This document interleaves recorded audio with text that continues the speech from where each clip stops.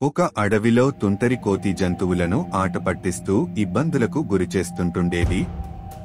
తుంటరి కోతి చేష్టలు రోజురోజుకు ఎక్కువయ్యి ఒకరోజు పాము వద్దకు వెళ్లి నీకు ఆహారం చూపిస్తానని కప్పల గుంపు వద్దకు తీసుకెడుతుంది. పామును చూసి కప్పలు ప్రాణభయంతో పరుగులు పెడుతుంటే చూసి ఆనందించేది.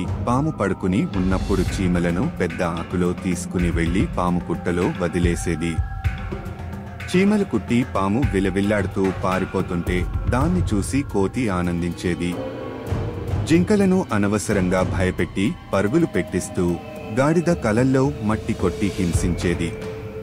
కోతి అల్లరి చేష్టలకు విసిగిపోయిన తోటి కోతి దానికి సరైన బుద్ధి చెప్పాలనుకుంటుంది. ఒకరోజు తుంటరి కోతి పిల్ల కనిపించకుండా పోయింది. ఎంత వెతికిన పిల్ల కోతి కనిపించకపోవటంతో తుంటరి కోతి అల్లాడి తిండి నిద్ర మానేసి నీరసించిపోతుంది.